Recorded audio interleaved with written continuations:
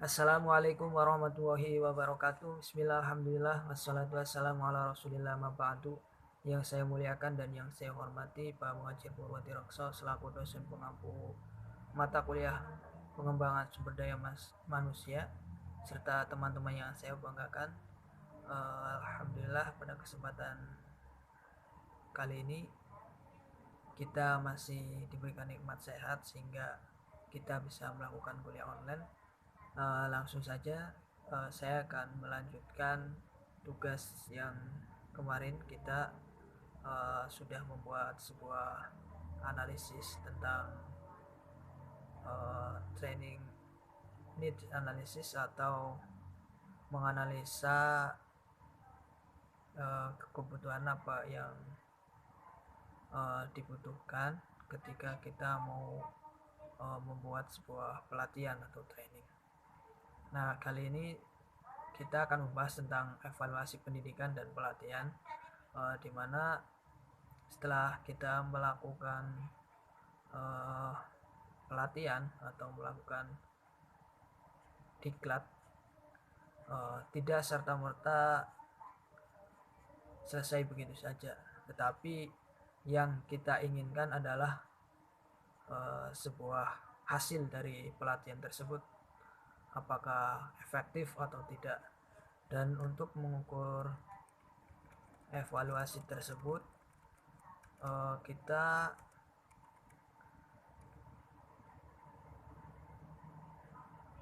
perlu mempunyai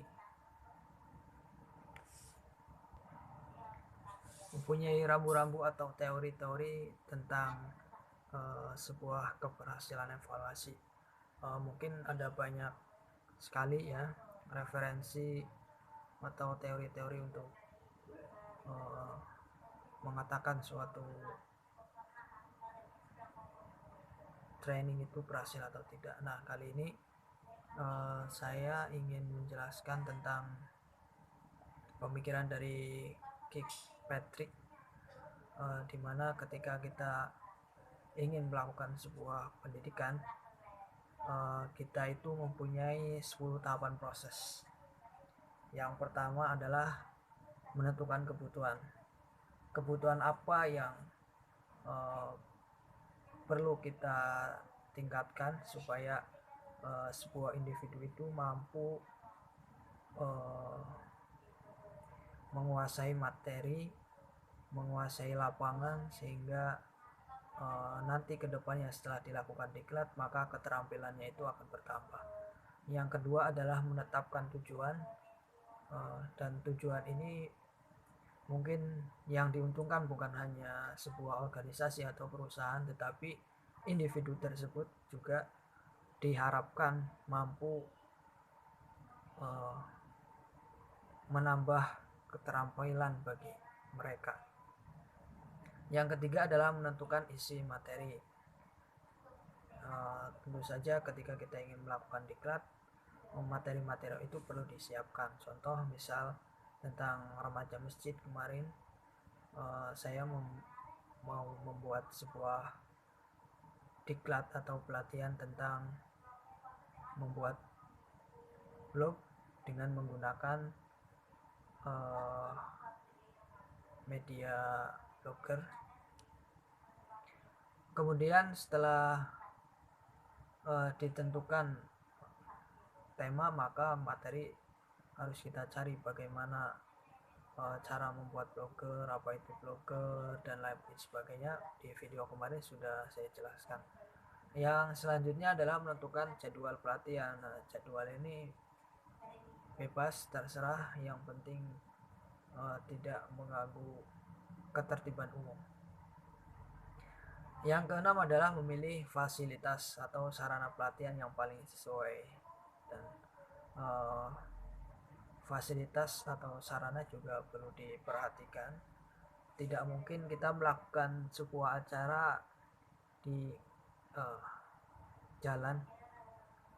Mungkin bisa saja kita melakukan blokade, tapi itu kurang etis karena mengganggu ketertiban umum. Yang selanjutnya adalah memilih pelatihan yang sesuai kebutuhan yang paling dibutuhkan oleh anggota organisasi itu apa yang perlu ditingkatkan, kinerja mana yang dirasa kurang baik, maka di situ timbullah ide untuk meningkatkan kualitas keterampilan bagi anggota organisasi tersebut. Kemudian memilih dan menyiapkan alat bantu audiovisual. Bisa kita siapkan juga panggungnya, dekorasinya. Tidak lupa kita membuat settingan audiovisual, entah itu menggunakan speaker yang bagus ya, yang nanti bisa didengar oleh orang banyak dan mudah difahami oleh orang banyak. Kemudian adalah koordinasi program pelatihan. Nah, koordinasi program pelatihan ini kita bisa membuat sebuah panitia. Di dalam pelatihan tersebut tentu kita tidak bisa membuat suatu pelatihan itu dengan diri sendiri. Tentu kita perlu bantuan orang lain untuk menjalankan sebuah program tersebut supaya program itu bisa berjalan dengan lancar dan apa yang diharapkan bisa sesuai dengan apa yang diinginkan.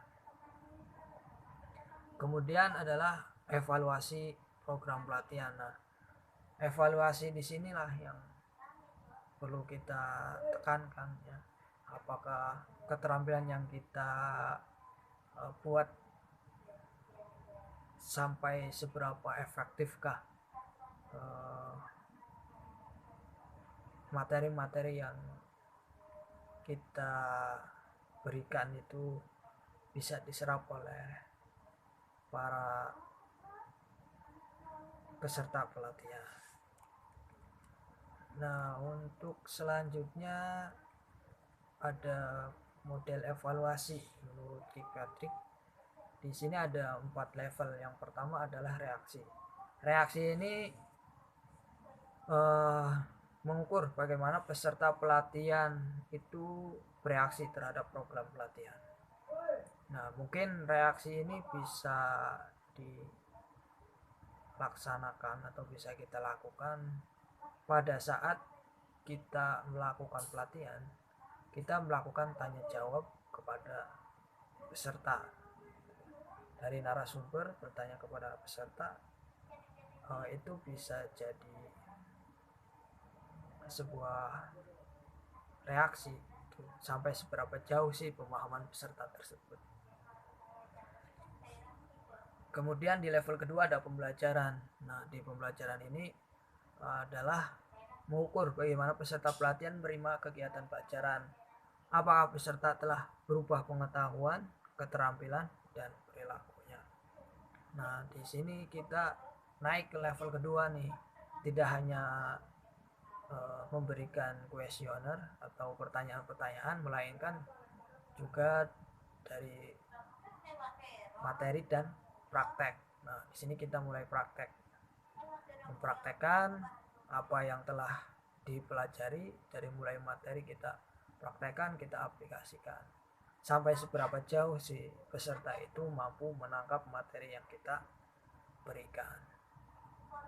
Kemudian di level ketiga ada perilaku. Nah, di level ketiga ini mengukur bagaimana peserta pelatihan telah berubah perilakunya akibat dari program pelatihan yang diikutinya.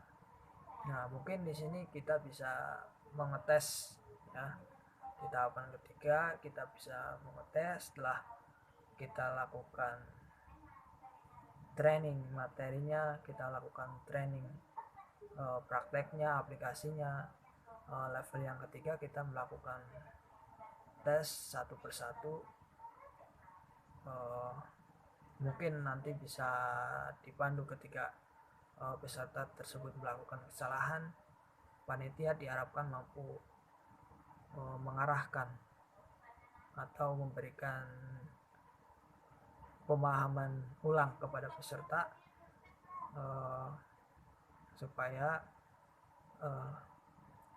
materi yang diberikan oleh si panitia itu memang benar-benar dipahami oleh para peserta. Yang keempat, hasil. Di level keempat ini adalah mengukur apa hasil yang diperoleh karena peserta pelatihan mengikuti program pelatihan, misalnya meningkatkan produktivitas dan lainnya. Nah, contoh ketika di training yang saya bawakan kemarin tentang pembuatan blogger dengan menggunakan membuat blog dengan menggunakan media blogger, maka tentu yang kita harapkan adalah para peserta mampu membuat blog dengan menggunakan media blogger tersebut.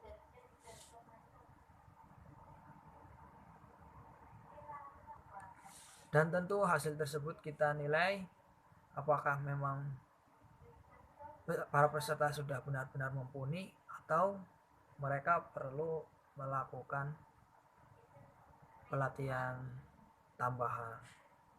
Mungkin itu saja yang bisa saya sampaikan, kurang lebihnya mohon maaf. Wassalamualaikum warahmatullahi wabarakatuh.